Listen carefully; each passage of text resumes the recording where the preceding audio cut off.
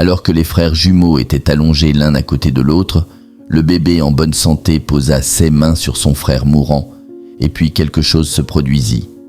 Ensuite, des larmes coulèrent. Cette histoire commence avec l'adolescente Katharina.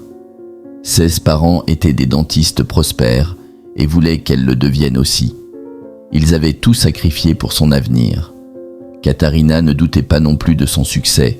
Son objectif était de travailler avec eux après l'obtention de son diplôme et de trouver un mari de son rang. Malgré ses beaux projets, Katharina ne voulait pas d'enfant. Elle avait vu les souffrances et les larmes qu'ils engendraient, ainsi que tout le poids qu'ils représentaient. Elle ne voulait rien de tout cela. Il y avait tant de souffrances dans le monde, et elle ne voulait pas mettre des enfants au monde pour qu'ils aient à se battre constamment. Katharina entra finalement à l'université et comprit que la vie n'était pas toujours parfaite. Les devoirs étaient difficiles et tout semblait chaotique. Elle alla même jusqu'à payer quelqu'un pour les faire à sa place. Elle réalisa que ses parents ne lui avaient jamais appris à se débrouiller seule. Ils lui avaient tout servi sur un plateau d'argent. Maintenant, sa vie était si exigeante et compliquée. Comment pourrait-elle s'occuper d'enfants si elle pouvait à peine prendre soin d'elle-même? C'était aussi pour cette raison qu'elle ne voulait pas d'enfants, ni maintenant, ni dans le futur, ni dans une autre vie. Peu avant la fin de ses études, Katharina commença à travailler avec ses parents. C'est à cette époque qu'elle rencontra Alex, dont elle tomba éperdument amoureuse. Il venait d'une famille formidable et dirigeait une entreprise florissante. Ses parents étaient persuadés qu'avec lui, elle aurait une vie stable et sans stress. Tous deux ne voulaient pas d'enfants pour le moment, mais Alex restait ouvert à l'idée dans le futur. Malheureusement, ils commirent une grave erreur en ne discutant pas de leur projet d'avenir. Cela mena à un événement tragique. Quelques années plus tard, Alex demanda sa bien-aimée en mariage, mais CE qui suivit le fit douter de la femme à qui il faisait sa demande. Quelques minutes après la demande, alors qu'ils savouraient encore leur bonheur, Alex fit une suggestion choquante. Il déclara qu'il trouvait idéal qu'ils aient des enfants vers 30 ou 35 ans. À sa grande surprise, Katharina lui répondit qu'elle ne voulait absolument pas d'enfants. Avant même qu'elle ait fini de parler, Alex explosa de colère. Il se sentit trahi. Furieux, il lui cria dessus et prononça des paroles cruelles et blessantes. Ce n'est qu'après coup qu'il réalisa son erreur et se détesta profondément pour cela. Il savait qu'il l'avait blessée. Devant lui se tenait la femme qu'il aimait, celle avec le plus beau sourire qu'il ait jamais vu. Elle lui dit alors « C'est bon, je te pardonne ». Alex n'en croyait pas sa chance et éclata en sanglots, tout comme Katharina. Puis il lui dit « Je t'aime vraiment et je ferai tout pour te rendre heureuse. Nous vivrons sans enfants ». Pour Katharina, c'était la plus belle chose qu'elle ait jamais entendue. Mais alors qu'elle croyait vivre une réconciliation sincère, Alex échafaudait un plan. Lorsqu'on aime quelqu'un, on fait des sacrifices, et parfois, cela signifie le laisser partir. Mais Alex n'était pas prêt à renoncer à son rêve. Aveuglé par son égoïsme, il fit quelque chose de méprisable.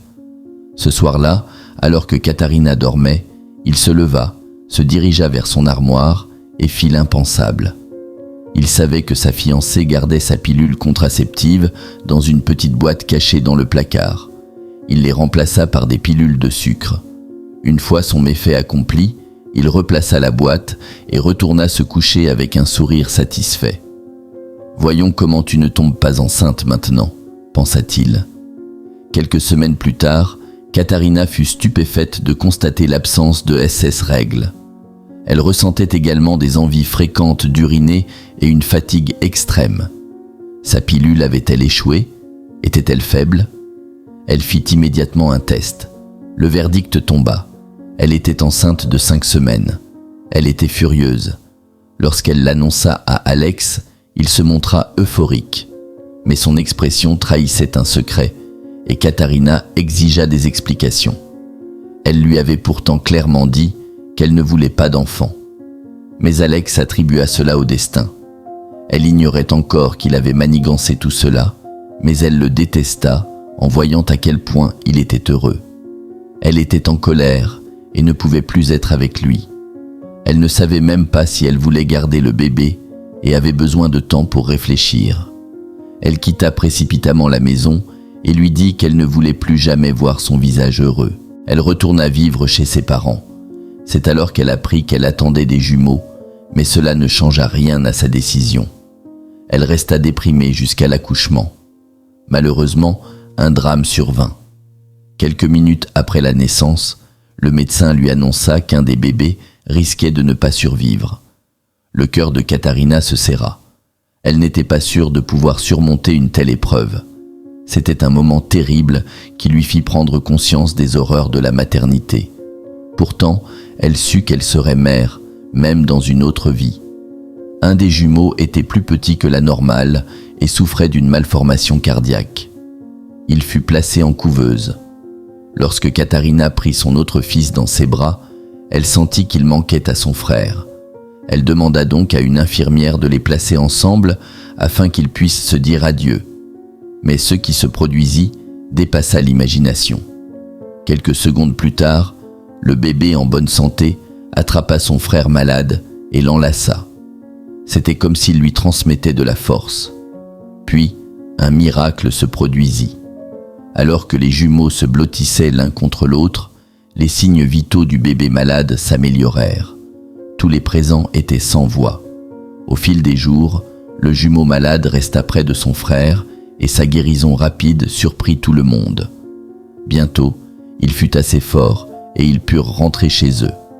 Ce jour-là, alors que Katharina s'apprêtait à quitter la chambre, la porte s'ouvrit légèrement.